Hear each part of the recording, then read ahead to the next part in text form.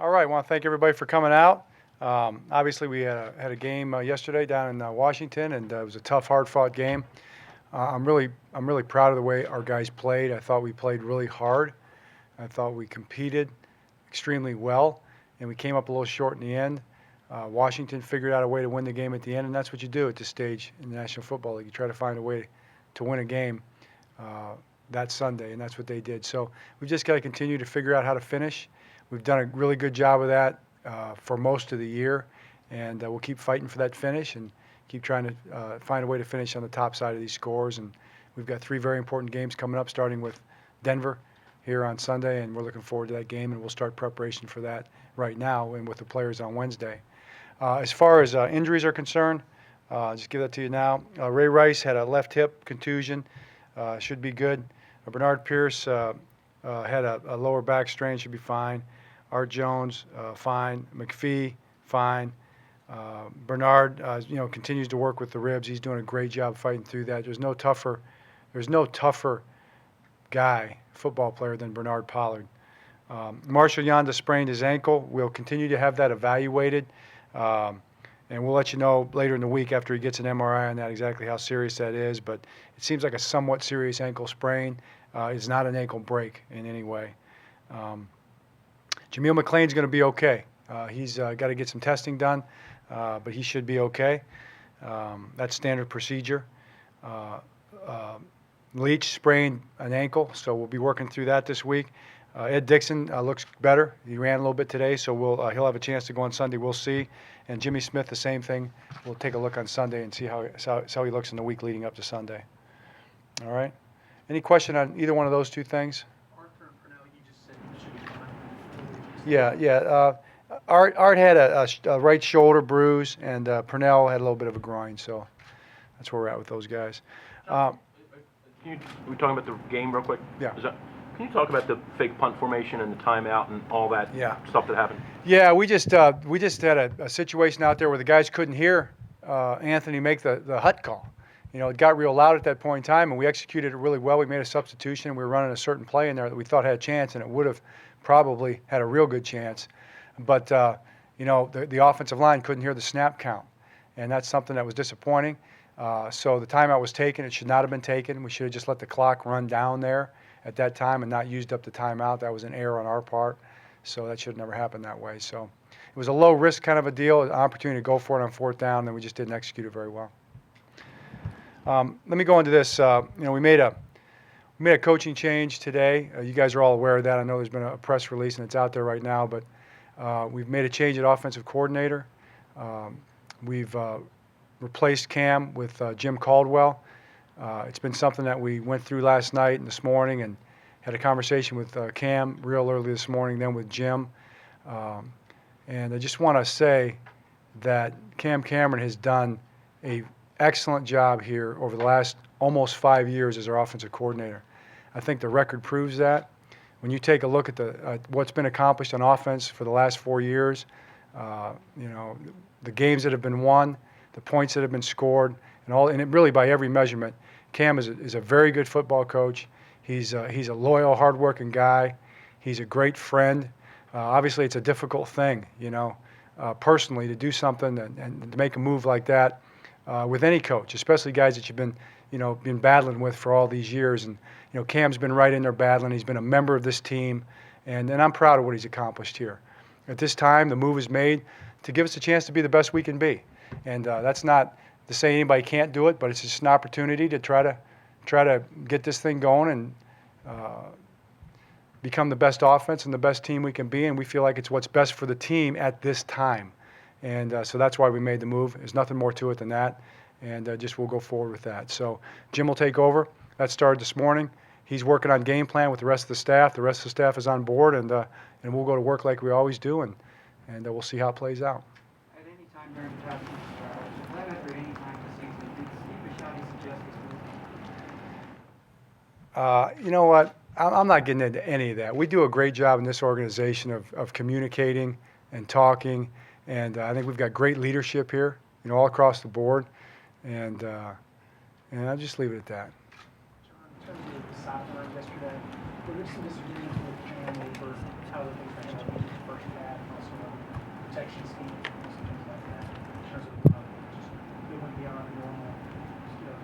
Well, you'd have to be more specific. As far as the end of the first half, no. We had a plan there, and we were not going to try to make a mistake. We were not going to put ourselves in position to make a mistake there backed up like that. That was my decision. And if we'd have gotten the play off early, that would have popped, then you go. And if you don't pop a play there early, then you buckle it down and you get out of there without having a bad situation. We've all seen that happen. So that was my decision on that, and Cam was on board with that. And I haven't heard anything otherwise about that. I've heard nothing about that. No issues with the protection scheme. You have to be more specific. At the end of the half or the end of games, your decision or the coordinators to take a knee there or to go? Game management decisions are always my decision. So that was my decision to take a knee there, to make sure that we got out of the half whole. You know, the risk reward was not in our favor in that situation, the way I saw it.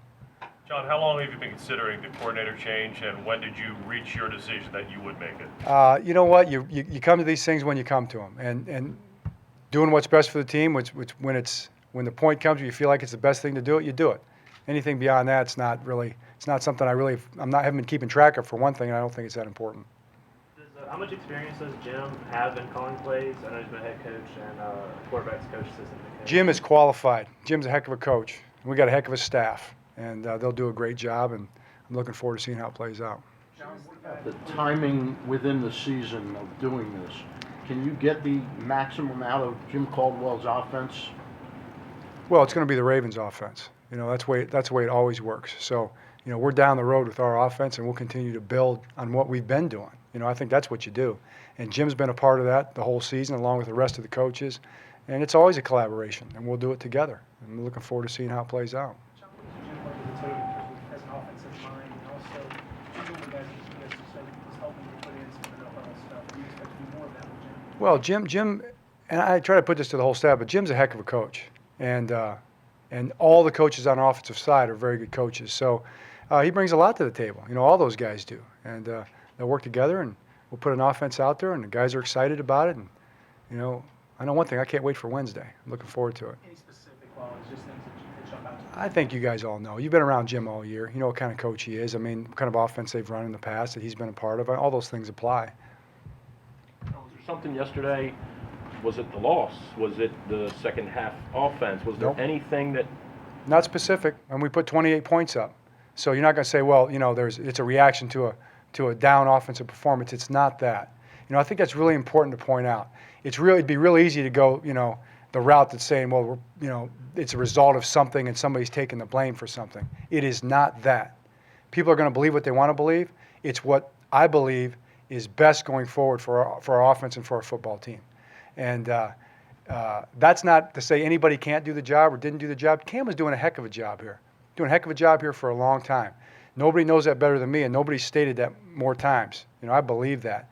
And I also believe right now at this time, the timing says this is the best thing, and this is what we're going to do. John, you said if you guys would have won the game yesterday, you still would have made this. You know, that's speculation. I mean, what's the point? We did it. I did it after the game. The decision was made, and this is the way we're going.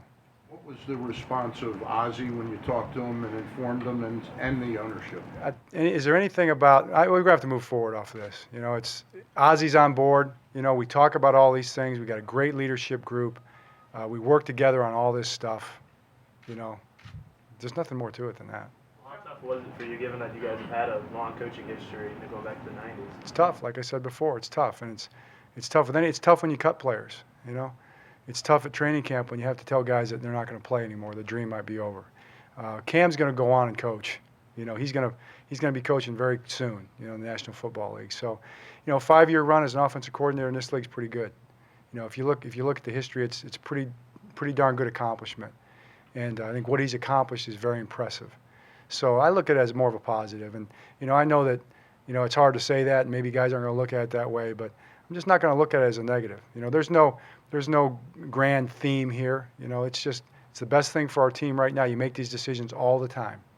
And that's what we're doing. John, as integral as a quarterback is in an offense, and you've said that, you know, Joe takes more and more ownership of it.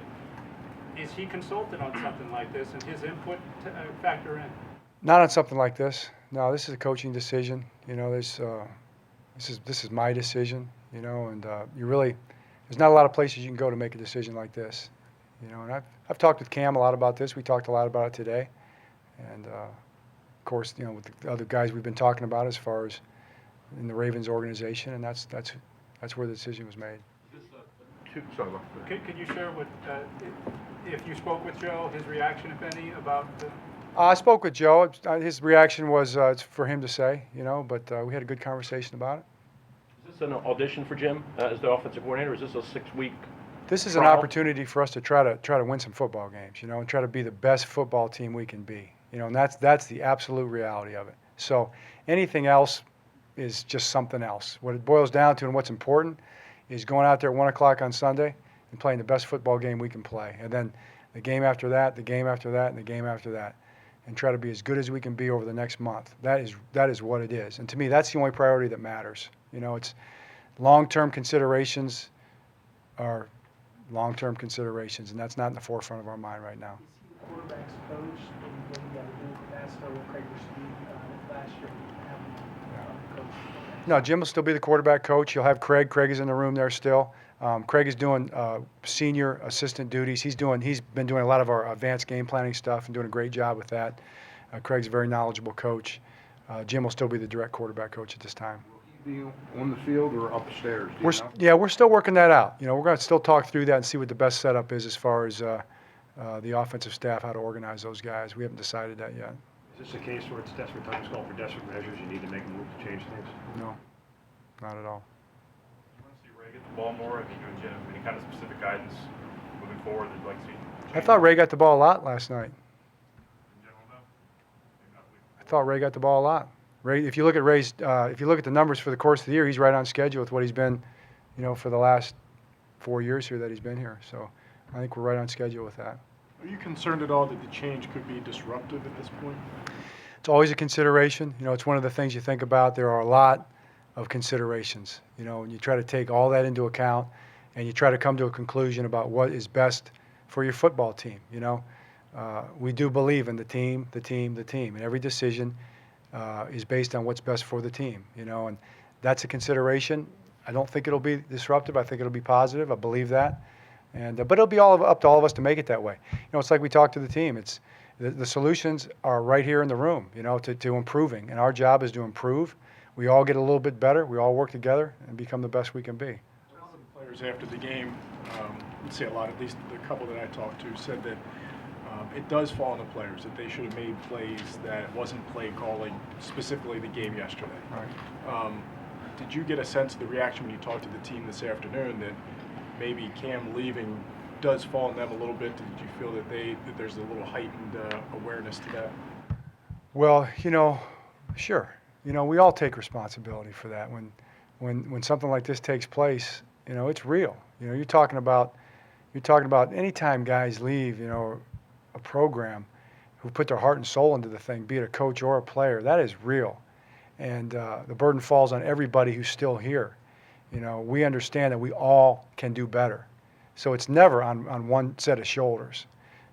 Nothing but positive things to say for the job that Cam Cameron did here. And it's on all of us to get a little bit better and take that responsibility on and become the best we can be. Was Terrell close yesterday at all? I know with the tarp down, he might not have got a chance to move around and test his arm. Was he close or? He was close. He was close. That was a decision right before the game that was made between he and I. And we just decided the conditions and those kind of things, it was better for him safety-wise to not play in that game. I think there's a good chance. What the percentage, I'm not sure, but he's got a good chance. This is the first week Ray's eligible to play. Where do things stand with Ray?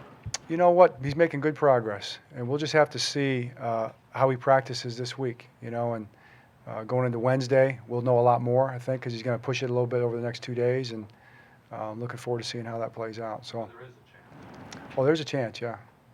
There are very few people in the league that know Peyton Manning better than Jim Caldwell.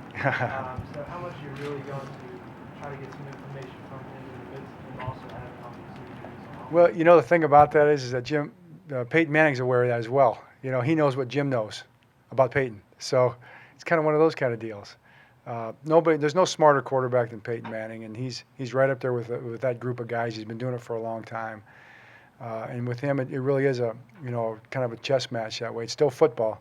Those chess pieces are slamming into each other, but there's an intellectual element to the game that we've got to be very aware of.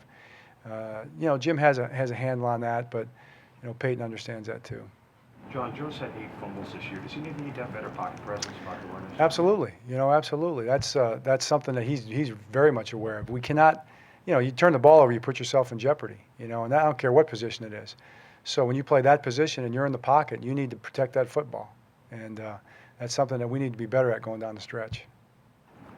John, what contributed to you guys running the ball so effectively yesterday? Well, where do you want to start? Was it that you were blocking a lot better, or the running backs kind of hitting the holes faster, or where do you think that? I think those are two big parts of it. The schemes set up very well. I thought we had some great schemes against their front and their scheme that they were running, and a lot of things going into that. But our guys did a great job with it. I thought the game plan was very good for the run game. Coach, you said this morning that this move says you can still reach your goals for the season, which I assume means Super Bowl. What made you think in the last 24 hours that status quo was not going to get you to your goals? Well, I don't know that status quo, so to speak, staying pat wouldn't have gotten us there.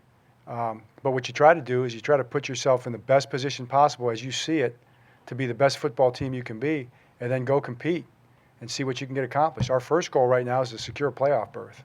Okay, so we're talking about goals. Our second goal is to win the AFC North. That's squarely in our sights. Our next goal is to be to secure as high of a playoff seed as we can. And then the last goal, or the next goal, is to win playoff games and get ourselves to the Super Bowl and win the thing. I mean, it's we all know what those things are. So it's never one thing or bust. We want to be as good of a football team as we can be to accomplish as much as we possibly can. The ultimate goal being the one you're talking about. So, I feel like this is going to give us the best chance to do it. You see him from Ryan McKinney in practice, and with the offensive line struggled a little bit. Do you foresee him possibly getting? Well, I don't really know the premise you're talking about. Just shuffling around a little bit, if that's an option. Just the Ravens' offensive line really allowed him to take these kind of sacks yesterday. I think our offensive line is playing pretty well. Sacks are contributors, or come from a lot of different things. And sure, guys get beat one-on-one and all that. Bryant's a part of it. When we think he's the best option, we'll put him in there. And he's working hard at practice. He's obviously got some ability as a pass protector. That's a big deal, no doubt about it. And, I have no, specifically talking about Bryant, would have no qualms about him going in the game. So, if we feel like he's the best option at one position or another, we'll do it. Right now, we think, we've got the best group of guys out there, but that could change. Now, what did you see in terms of the overloads that the freshman was continuing to potentially picking them up? Because there was something where they taught better to. No, those are gone. Those were empty protections. Those are 5-man protection schemes. So they were bringing more guys than we could pick up. There's a free runner there. You just got to get the ball out to the right guy on time. We did that on occasion. If you think about the throw to Anquan up the left sideline, that was one of those same situations.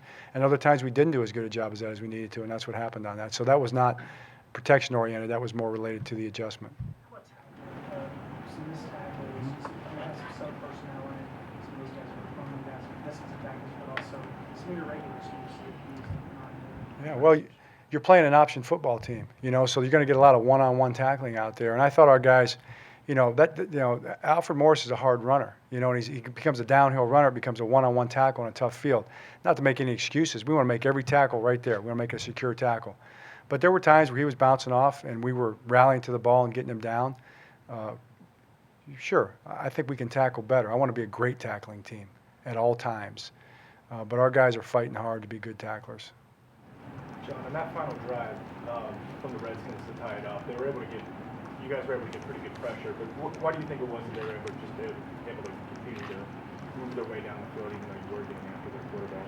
Well, they made some third down conversions. I thought they did a nice job of finding some holes, and basically most of the time it was zone coverage. They ran. You look at each play separately. One time they sat down in a hole. One time they crossed a wall. We're trying to wall the receiver, and they got across his face on a linebacker and made a play. The last play we dropped coverage when we shouldn't have. Things like that. So we just got to do a better job of making plays in that situation. But I thought they executed really well also. John, that decision with 29 seconds left, you say it was obvious to you risk and reward was not a good choice to go for anything. Could you take us through that a little bit? In other words, when you get the ball, you end up passing the ball, I think, on second down in overtime anyway. What's the bigger risk there than with 29 seconds to go? Well, I think you're backed up in your own end, and you're going to have to get the ball down the field with no timeouts, right? So you're going to have to push the ball down the field and make a big play or get some kind of a pass interference penalty. That's going to take an extended drop, which they're quite aware of. So now they crank up their pass rush. If they get to your quarterback in that situation and you have a sack turnover, that's the ball game. To me, that's not worth it. It's too much risk in that situation with that little time left. You get a little more time left, you have a chance to complete an intermediate route or a shorter route and run and get back on the ball and spike it and get another play. I think you have a better chance there. But that's just how I felt at the time about it. That's what we did. Coach, how about preparing for Peyton Manning? You guys just come off a game in which you faced two rookie quarterbacks and then you faced one of the career veterans in the NFL. You guys historically have had some trouble with that. Well, Peyton Manning's a great quarterback. We've had great battles against him. I think he'd be the first one to tell you that. He's made trouble for a lot of teams over the years. So looking forward to it. It's going to be a big challenge. For those that you said it doesn't really get to go through why, so talking much about what went on behind the scenes.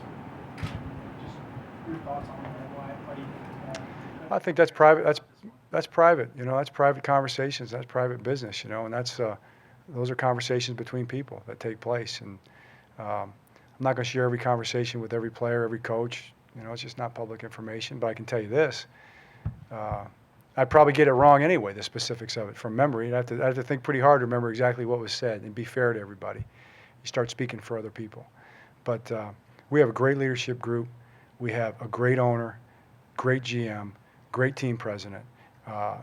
Right through our organization at that level who is involved in any kind of conversation, personnel-wise, whether it's coach or player. And I'm just privileged to be a part of that and be with these guys, and they're a big help in all those kind of things.